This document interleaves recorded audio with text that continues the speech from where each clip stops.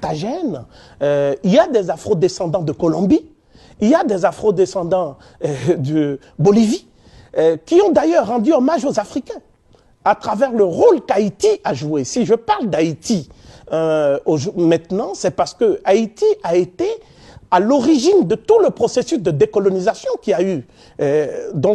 Après que la Révolution française ait marqué ses limites, se soit épuisée dans la terreur. Des 3 révolutions fondatrices de la modernité, à savoir la Révolution américaine, la Révolution française. La Révolution haïtienne fut la seule à être une véritable révolution universelle. Hein? Ce point n'est pas expliqué clairement. Hein? Et souvent, il y a beaucoup de confusion dans les esprits. C'est la révolution haïtienne qui, la première, a émancipé la femme. La Révolution française considérait que l'homme dont on parle dans la Déclaration des droits de l'homme et du citoyen, la femme en était exclue. Il faut le savoir. C'est ce qui a poussé d'ailleurs une Française éminente, à savoir Olympe de Gouges, à défendre dans sa fameuse Déclaration des droits de la femme et de la citoyenne l'héritage des Africains. Elle l'a dit explicitement et elle a rendu hommage aux femmes noires qui ont lutté pendant l'esclavage. Et cette femme a disparu et même les traces de son combat ont disparu ici en Europe. Donc le rôle de l'université virtuelle des savoirs, c'est de réhabiliter également tous ces gens qui ont combattu pour l'idéal humain et qui ont été occultés dans leur propre pays.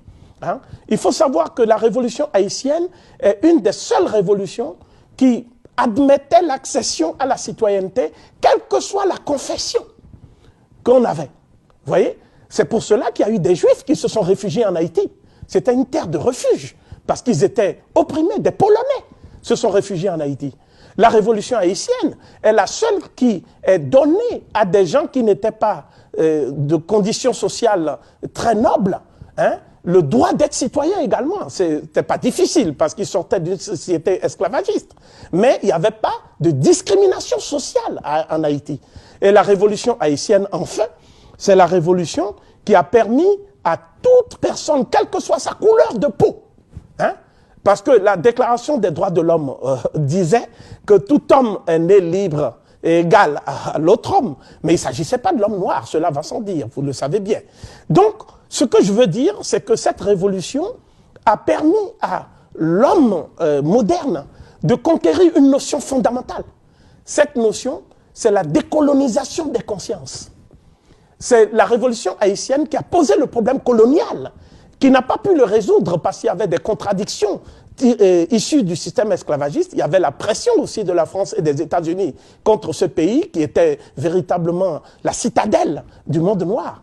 Mais la révolution haïtienne a influencé les Brésiliens, a influencé la Guadeloupe. Tout ce qui s'est passé avec Ignace, Delgrès et tout ça, cela n'eût pas été possible sans la révolution haïtienne. La révolution haïtienne a influencé les États-Unis d'Amérique. Le roi Christophe était aux États-Unis où il combattait, c'était un Jamaïcain, etc. Donc je crois que tout cela doit être redécouvert. Nous devons remettre tout cela au cœur du débat contemporain contre les discriminations. Parce que le problème, ce n'est pas l'accession formelle et juridique à l'égalité. Ça, c'est très facile. L'égalité dans les textes. Non. Le problème, c'est la déconstruction de la notion même d'inégalité des races et la déconstruction de toute la hiérarchisation des races sur lesquelles sont fondées les civilisations modernes. Je crois que c'est ça qui est important et en cela, nous allons véritablement innover. Et c'est la mission essentielle dévolue à l'université virtuelle des savoirs qui est ouverte donc aux Asiatiques, qui est ouverte aux Européens, qui est ouverte aux Américains, qui est ouverte à tous les hommes épris de progrès et qui aspirent à la connaissance, de manière à bâtir une nouvelle humanité, construire une humanité qui va vivre dans l'harmonie et dans la paix.